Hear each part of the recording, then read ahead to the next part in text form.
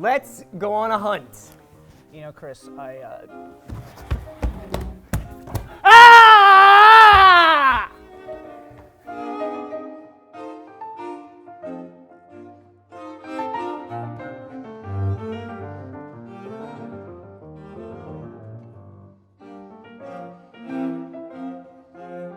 Welcome to number one, boys, the Ringers Succession After Show. I'm Chris Ryan. This is the CFO, Jason Concepcion. Hello. We are here to talk about Hunting, the third episode of the second season of Succession.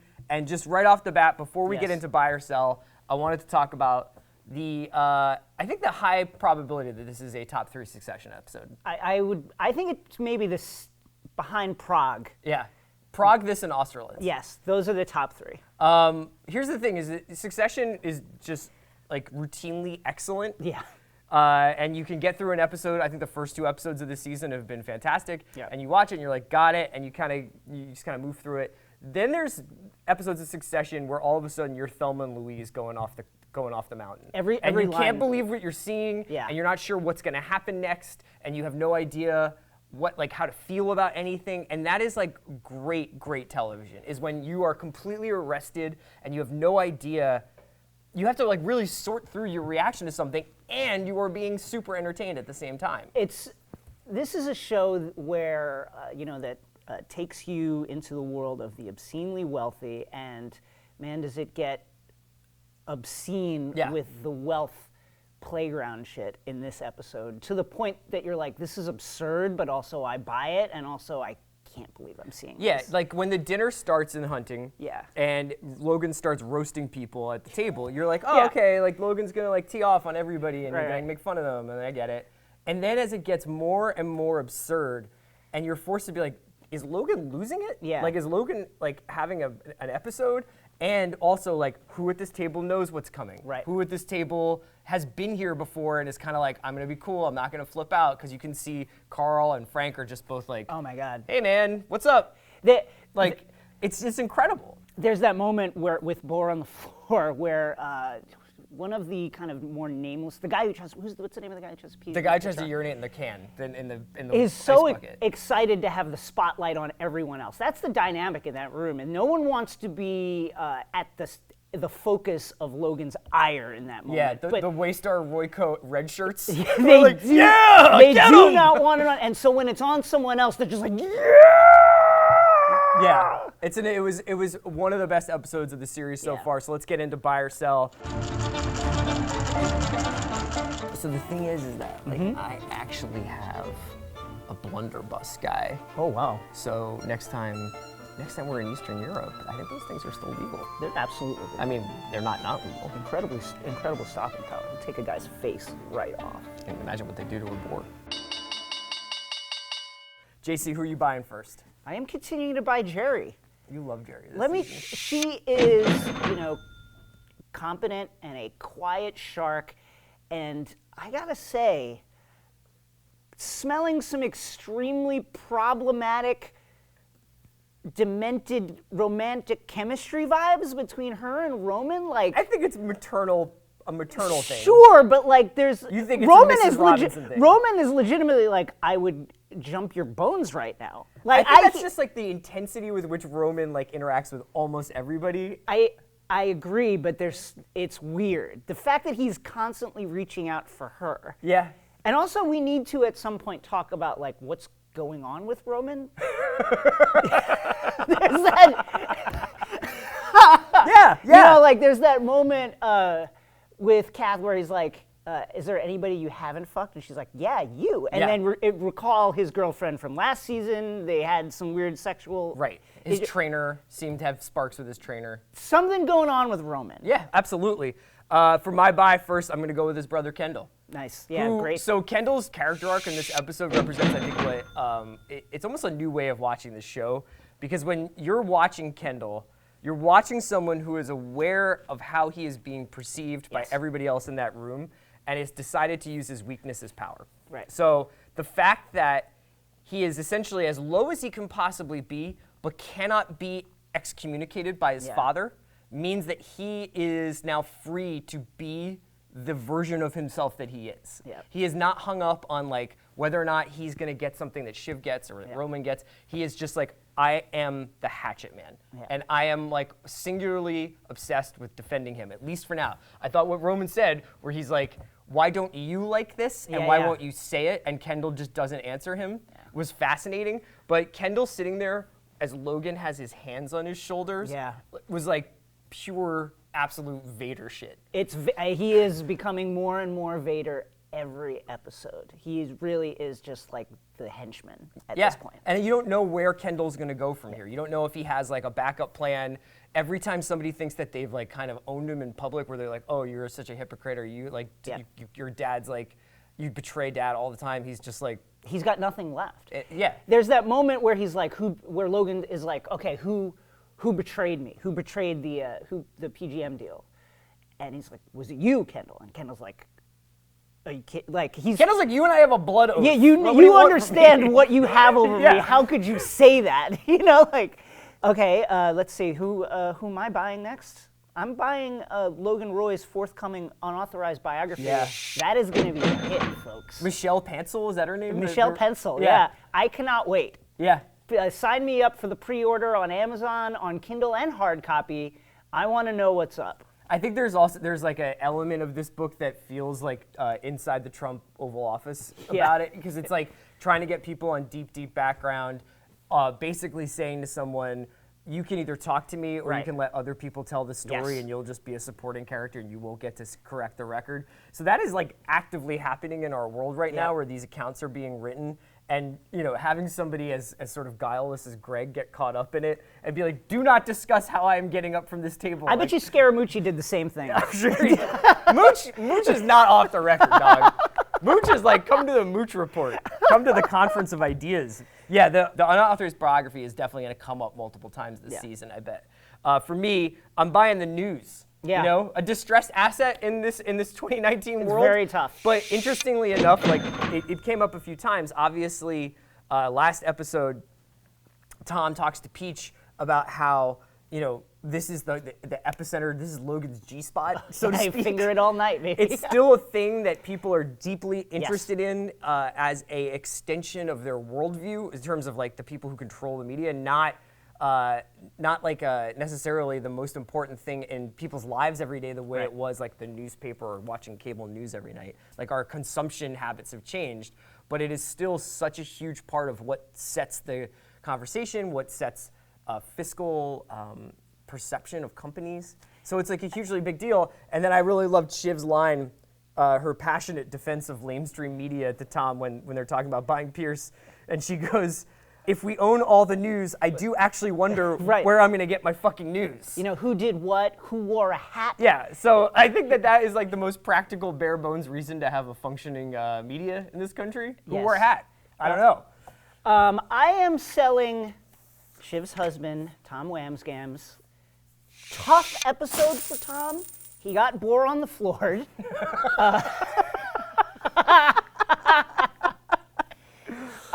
That's going to be a thing now. Got bore on the floor. Sid later was like, I'll eat your sausage, Tom. And then Shiv burst through the opening in their open relationship, like Antonio Brown looking for his Schutt Air Advantage helmet. And it was a tough moment for I got the sense in that final scene between he and Shiv that he understood that she had just had a relationship, a sexual dalliance with someone else. Right. And that was like that was the first thing she wanted to talk to him about as he walked in the door, which is a tough beat when you're coming back from vacation. And getting bore on the floor. Yeah, I'm actually selling Shiv. I know that at the very end, Logan starts to beckon her back, but I feel like she's getting played somehow in this. I feel like she is being used as window dressing. I feel like she is being used as a smokescreen. I feel like she is being used to stop the takeover from Stewie. But I don't know that. I feel like if Logan was really going to do this, he would have done this. Yes. So I'm kind of selling on that. What are you feeling on your next sell? I'm selling Roman. Got put back in that childhood doggy cage once again by Kendall. Is an absolute wreck, was outed as the mole who possibly blew up the Pierce deal by going back channel and talking to a member of the Pierce family, ostensibly to like grease the skids for the deal, but really what he did was alert them that this takeover is happening. Yeah. And then he got his phone got wrestled away from him by his brother, and his secrets put on display for everyone at the executive level at the company. And in Very a tough. show where the dressing downs are so ornate and the profanity is so next level, sometimes all you have to do is look at somebody and be like, you're a fucking moron. You're a moron. And do it in front of an entire company, and it really obviously, like, talk about having your scrotum emptied. And has never had sex with Tabitha. Yeah. His girlfriend. So sell on that. I'm going to sell Shakespeare studies, just because I thought Roman's grasp of Hamlet probably want to go back and take like a 101 class. I'm not really sure. I land the deal, I kill Kendall, I am crowned the king, just like Hamlet. If that happens in Hamlet, I don't care. So Kendall, maybe like just a dalliance at Oberlin, you know? Sure. Get a Norton anthology of Hamlet. That's it for buy and sell. Now let's move on to number one boy. It's basically who won the episode this week. Who do you got? It's got to be Logan, right? It just at the peak. We've never seen him this strong and vital. We've seen him thunder before, but he is putting on display for everyone how much power he has over everyone. No one could even dare challenge his assertion that they need to buy PGM in public. No one wants to be the one who does it. Everyone's trying to backchannel. Tom, you do it. Yeah. Like you're in the perfect position to do it. No one wants to challenge him. And then when anybody does, he makes them wrestle for sausages on the floor of a Eastern European hunting lodge. He invites a guy to fly to Hungary. Yes. Just to dress him down in front of people and say that his trophy girlfriend is cheating on him with a waiter in Palermo. Blowing a waiter in Palermo. So Logan also is the number one boy this week because he's using his weakness as strength. Right. So he can act the way he acts at the dinner and then just be like, meds and jet lag. What Sorry. are you gonna do? Yeah. I'm still recovering. Yeah. You know, and it's like he's able to use the things about him that people are like, oh, well, you think Logan's maybe lost a step? You think maybe this is like the Twilight? And he's like, oh, if you think it's the Twilight, then there's really no accounting for what I might do or say at any given time. So that's our number one boy. It's Logan Roy.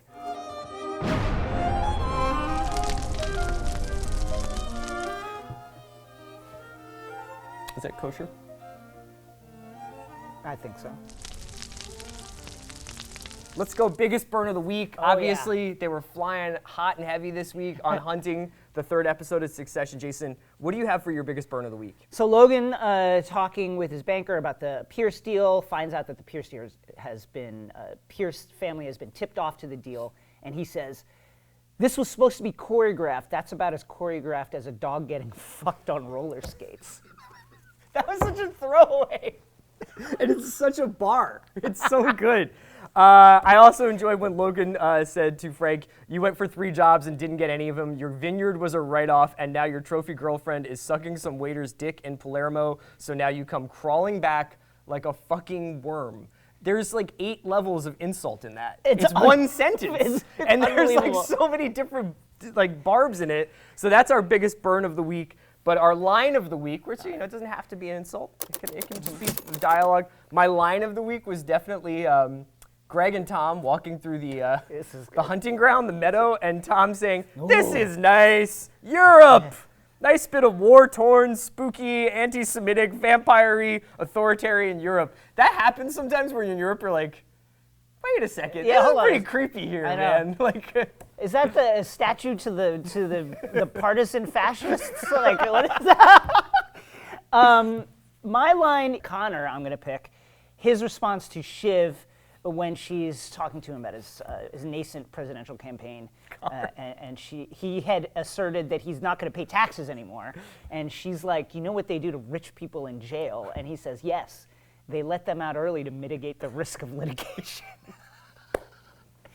Unfortunately true. He also has another great, if somewhat timely line about like, when he's just like, Dad wants to stop me, get behind Bezos and the Clintons. Okay, Connor, that's our line of the week. So my idea is a flat tax, flat at 0, and then I call it a Patreon for America. So whatever you want to give. Yeah. And anybody wants to give $1, they want to give $5, you want to give $500 million, you can give anything you want. You can give 0. Why hasn't Elizabeth Warren written a Medium post about this? Wait a minute, can she write? Every week, Jason and I try to right. go a little bit deeper. That's right. It's not just a summation of jokes and burns. It's right. also trying to teach you something, and we're talking a little bit of finance. This is Finance 101. That's right. You may have heard a couple of times in this episode, leverage up. Right. What does that mean? Well, there's the ancient Greeks, Archimedes came up with discovered how you could use a fulcrum to increase power over distance. And so like a seesaw, everyone is familiar with a seesaw and how that works. If one person sits on one side and there's nothing on the other side, then it goes up, and that's like a lever. No, absolutely. And then when you think about it in terms of Adam Smith. Yeah. That hand.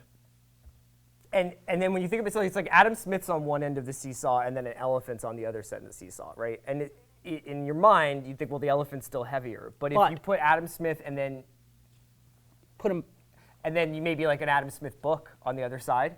And the lever is very, very long. Yeah, imagine how long it is. Right. That's Finance 101. You've got the cannabis revolution. I'm currently head to toe, I'm completely slathered in CBD oil. I haven't showered in 2 weeks. I can't feel my eyes. Why hasn't anyone done that with resin? Isn't that an inefficiency? You just start with the resin. Yeah. Let them eat cake. This is our crazy rich moment of the week. There are some really good ones, including flying private to Hungary for a weekend of hunting. Why not? Like, you couldn't go to Vermont? No, because what if someone gets shot? That's the thing. So they learned from Cheney? They learned directly from Cheney. The rules there, Jerry even says so. You know, it's like kind of iffy with the rules. Like, what if somebody goes, lets off a stray round and say Greg the Egg gets taken in the kidney? No one wants to take the fall for that. There was a moment when they were about to release the boars into that, like, firing line where I was like, there seems like there could be a lot of crossfire. Yeah, I didn't get that. Like, the lines of fire, they're on these like 4 hunting stands that are all kind of like, everybody's like aiming kind of in the direction of other people. Yes. I thought that was like very quickly we could have Greg in charge of the company. But yeah, for Let Them Eat Cake, the crazy rich moment of the week. So yeah, the company retreat at a Hungarian hunting lodge. Any other crazy rich moments? I really enjoyed Connor's mini rant about hyper decanting his wine. You don't hyper decant? You can age your wine as much as 10 years in only 30 seconds when you hyper decant. Are you kidding? Let's go on to our predictions for next week. I think that the 2 major storylines that are emerging out of these first few episodes are the Pierce takeover. Yes. As a way to fend off Stewie and Sandy, and this biography, because the biography is a great framing mechanism to have people essentially, talking about their experiences with Logan and with Waystar Royko. What do you think could happen next week? Well, I think we're going to get. Listen, this is cheating. We know Holly Hunter is in this season. Yeah. So and Cherry Jones. Yeah.